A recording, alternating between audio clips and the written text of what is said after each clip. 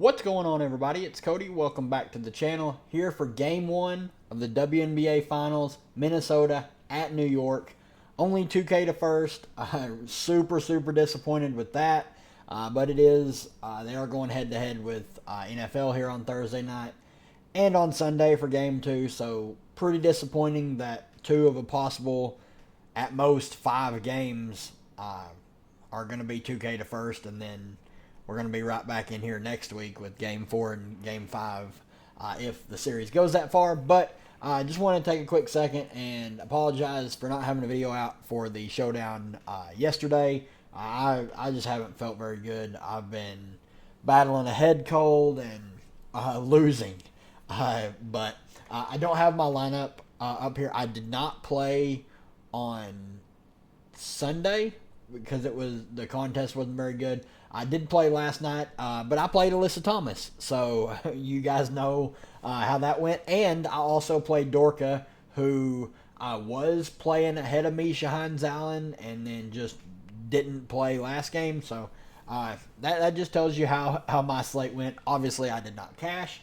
Let's look at the odds for this game, and then we'll break it down team by team real quick.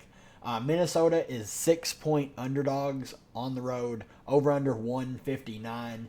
I really just think the market is just overly high on the Liberty right now. I understand like they're playing really good basketball. Just beat the back-to-back champs. Got over the biggest hurdle for them probably on the year. Beating the Aces when it mattered. But for me, I don't like, as I never thought the Aces were going to beat the Liberty. I thought the Liberty had their number, just like I think Minnesota has the Liberty's number. 3-1 against them on the season. Beat them in New York for the Commissioner's Cup championship. So I just think that line and the line for the series, I dropped it in the Discord this morning. I don't know if anybody still has those markets or they're available to them on the sportsbook apps. But this morning the links were like plus 260 to win the series. I think that's a great bet. I just think it should be closer to a pick'em. I don't know. And then Fee is like the third highest MVP odds for the finals MVP, which, I mean, obviously if Minnesota wins, she's going to win MVP, so, or finals MVP. But that's just me ranting a little bit before we get in here. Let's look at these rotations. Obviously, like new series, new teams that they're facing, but a lot of these rotations are going to be pretty similar. Obviously, winner go home game. We saw 30 minutes for Bridget Carrollton, 30 minutes for Alana Smith, 36 for Nafisa Collier, 31 for Courtney Williams, and then 31 for Kayla McBride. So all the starters played 30 minutes or above. Zandolcini saw 10 minutes. Misha Hines Allen saw 11 minutes. And then Natisha Heidemann saw 14 minutes. So I really think they're going to run 7 to 8 players for the most part. I think Fee is pretty much going to play the entire game. If they can play her the whole game, they're absolutely going to, or if they need to. Obviously, this game was against Connecticut was trending on a blowout watch multiple times. So that did cut in. I figure Fee will just play 40 minutes every game here in the finals. Dorka, whatever, makes no sense. Cheryl Reeves' rotations are just annoying. And then you look at the Liberty here, last game against the Aces, pretty much just dog walked them that whole game. Febich, 28 minutes. Sabrina, 35. JJ, 27. Stewie, 39. Benajelani, 24. Then you have Sloot coming off the bench. She's their main bench player. They're really playing 6 players, and then you get a little bit of Kayla Thornton and a little bit of Kennedy Burke. Everyone else pretty much non-existent. So we'll click over here and go through these team by team. I'll give you guys my little nuggets and thoughts on this small showdown slate for game 1. Fee at the top, 10.4K. Really hard to fade. She's just been otherworldly this postseason. I mean, 40, 38, 37, 40, 33, 37, and 37 minutes. Just playing massive minutes. 57, 54, 51, 41, 40, 60 and 54 fantasy points. Lowest is 40, and she's been over 50 in every game but two. Like, she's just super consistent. She's going to get you the peripheral stats. She's an incredible defender. Best player on the floor, in my opinion. So I think you just start your lineup with her and then figure out the rest. Courtney Williams, I think she's a solid play at 8,600.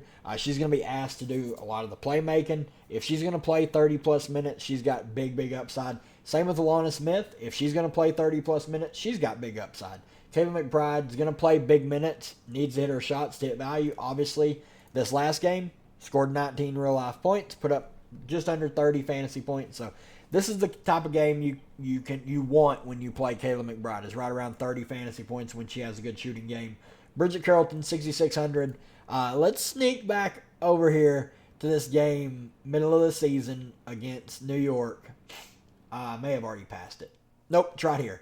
New York. This was the Commissioner Cup championship game at New York. She played 36 minutes, shot 8 of 10, 9 peripheral stats, which is kind of misleading as well, but 44 fantasy points. So that's her absolute ceiling game, but she's going to get open looks from 3, like 2 of 11 and 0 of 6 the last 2 games. So obviously these are her floor. Like, her floor, 3 of the 5 games against Connecticut, she was like barely over 10 fantasy points. So her floor is very low. Her ceiling is pretty high if the shot's falling.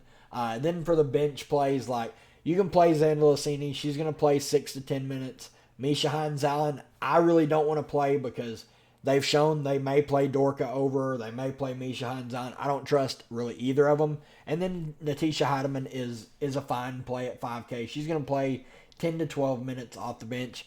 She can score. Like, she can go out there. She's going to get you some peripheral stats as well. But if she's hitting her shots like 6 of 10 and 3 of 4, like, if she hits her shot, she's going to be perfectly fine to pay off 5K. On the New York side, I do think this series plays a lot like the last one. I didn't mention it with Minnesota, but I think both these teams, like, we know Minnesota's a pretty small team with Fee at the 4, and then like New York has JJ, but they want to play small ball when they can. So I'm not expecting to see a lot of Baby Sabally. I think the bench plays for New York are just going to be Sloot for 15 to 20 minutes. You're going to see 10 minutes of Thornton and about 10 to 12 minutes of Burke. So I think both these are perfectly fine punt plays, being Thornton and Burke.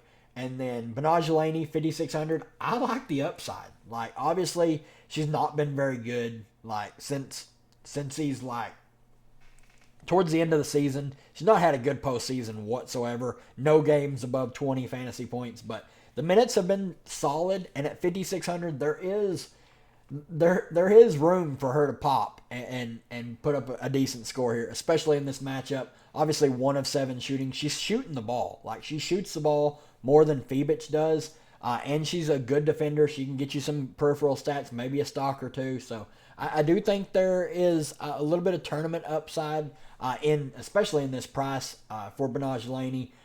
Minutes haven't been the best, but if she's going to play mid-20s minutes at 5,600, like, she's cheaper than Sloot. Obviously, Sloot has played way better than Benaj Delaney of late, but Sloot's minutes are super secure. She's going to come in, do all the peripheral stats. I mean, her peripherals are just super consistent every game. And then if you get a good scoring game out of her, she can have a really good game at 6K. I don't mind her. Febich, 7K. I think I would just rather pay down for like Sloot or Benaj Delaney for the discount. She's not shooting the ball a ton, like 4, 8, and 6. Obviously, she can get hot and shoot the 3 ball. Like right here, 11 peripheral stats, then 6, then 2, then 4, then 3. Not going to get very many peripheral stats, so that's my main reason for kind of veering away from Febich. Jonquel Jones, she's too cheap at 8,400, but the minutes haven't been the best. Last series against the Aces, 33, 34, 25, and 28. Obviously, the last 2, she did get in a little bit of foul trouble, which is very Jonquel Jones-esque, but I don't mind her. 8,400, she obviously has a huge ceiling.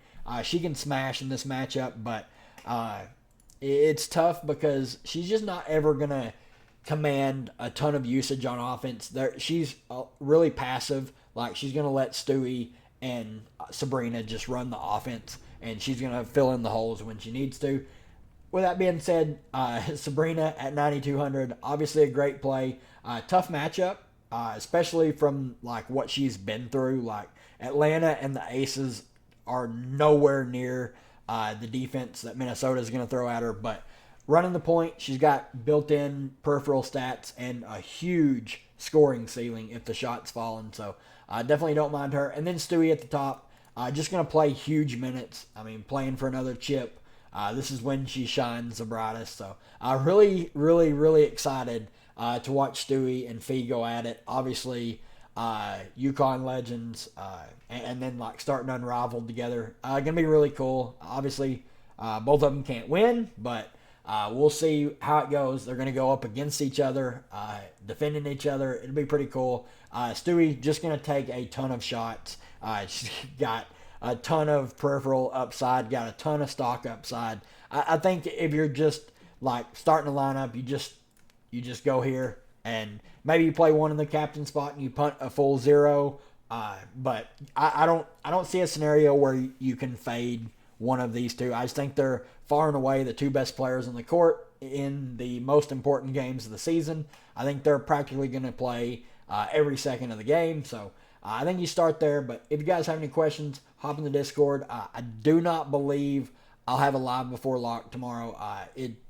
Just doing this video here, like 10 minutes, my throat is on fire. So hop in the Discord, ask some questions if you have any for this showdown. But that's going to do it for me, guys. If you enjoy the content, leave a like on the channel. We are, I think, 10 subs away from 600. Been a crazy season. Let's end it on a high note. But good luck to everybody, and we'll see you guys in the next one.